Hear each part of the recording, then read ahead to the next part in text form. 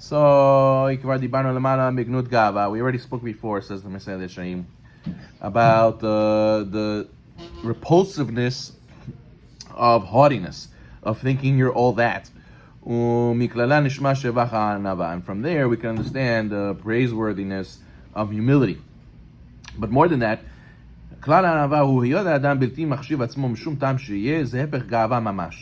essence of humility is the person should not attach importance to himself, and that's the very opposite of gava. Gava is, I am everything, I am the most important. And humility is, I'm not important.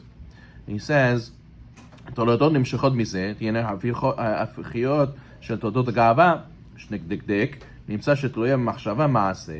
And he says, the consequences will be that if you're humble, you get the opposite consequences of gava. What's gava's consequences?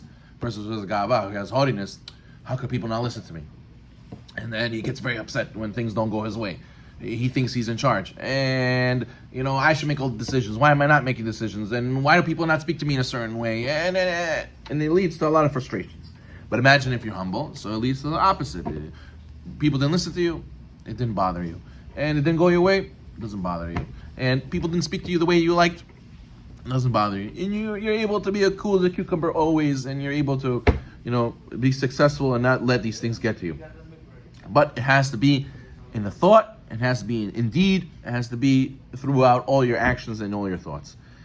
A person could worry and say, whoa, Rabbi, you're telling me all this humility. What happened to self-confidence? What happened to self-worth? I could get depressed if I don't feel any importance. I don't have any importance to myself. I'm a nobody. That's gonna make me sad. No, it's gonna make me feel like I'm nothing. So at the same time, the Mesilat Yesharim obviously agrees that you have to have self-worth. We are all children of Hashem. Everyone in this world who is brought here is here for a purpose, and we're all from the Hashem's divine essence. We have a chelek Elokam Imal. We have a part of Hashem inside our neshama. So what do we have to do here? How does reading this not lead me to have low self-esteem? So you have to realize there's two ways. Is that first of all, even when we did do mitzvot, right? Let's say I woke up for nets, right? Even a rabbi can have this issue. Right? Let's say he teaches his kahal. His kahal is not knowing so much, and he knows a little bit more than them, right? So he can feel in a way like, see, I gave them shiur, I went to nets, I went to mikveh, I studied during the day, I'm religious. Hey, I'm good stuff, top-notch stuff. And then he gets gava. He can start telling people, you know who I am? I give shiur, I'm a rabbi of this minyan. How you talk to me like this? Blah, blah, blah. It can get to you. And number one, you have to realize that yes, you did a couple things, but what did you do already? What did you do already? You know how many levels of shiurim there are to give? You know how many levels of tefillot there is? Is your prayer, okay, you went to Nets, was your prayer really good? Did you come on time to Nets? Did you do everything from beginning to the end? Did you give the shiur and everybody understood everything perfectly? Did you give an in-depth shiur, or was just reading, Gemara outside or inside, reading a simple art scroll? What did you do already? Like, if you really think about it, analyze it, So how special, obviously it's special, but is there more to grow? You should keep yourself grounded. And then even another level is that fine, you did perfect, everything you did perfect. But at the end of the day, you did all this. You didn't really do all this. At the end of the day, you had a will that will give you, that you get a reward for. And who enabled everything else? Hashem. Hashem made you able to wake up. He gave you neshama on time. He made it your car worked. He made it that you were able to find parking. He made it that you were able to come to the class and you understood. Yesterday it didn't go in. Today you went in and you understood and you were able to explain. You found the right words. And Baruch Hashem, you had kavanah today. Usually, sometimes something happens. Nobody took your seat, and you were able to. It wasn't too hot in the room, and you were able to pray. A lot of things Hashem made it that you were able to do. So you had the will, and that's what you get reward for. And that's why the halacha is, even if you wanted to do the mitzvah and you couldn't, Hashem gives you a reward for the mitzvah, because at the end of the day you had the same will. So that's what you should be proud about. But to say I did everything, you can't say you did everything. Hashem did everything. So there's a story about the great rabbi named Rabbi Shlomo Luria. He lived above a vegetable store. And the guy who was the owner of the vegetable store, he was a Yirei Shamayim man, but he was not learned. He was not so learned. But yeah, Yirei Shamayim. Rabbi Luria woke up in the middle of the night one time, and he heard somebody learning Talmud.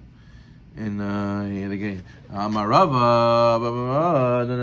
heard a guy sing like Gemara, like they do in yeshiva.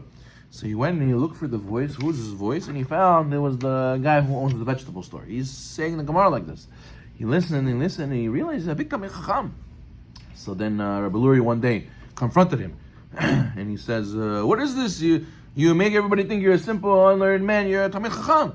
So he tells Rabbi Luria, "Shh! Don't tell anybody. Don't expose me. Don't reveal my secret." So then, right before Rabbi Luria died, he called the community leaders and he told everybody that this vegetable store owner is a real Talmid Chacham and he should be the next rabbi instead of him. So this Torah scholar in the end got the honor that he was supposed to get. So what do you see from here? You see that look at these Talmid Chachamim. This is the people we used to have, such humility that they knew who they were. They knew they had the self-confidence, self-esteem, but they kept it to themselves. Gava is you take your self-esteem and confidence and throw it on everybody else, and you talk disrespectfully, and you push your will onto others.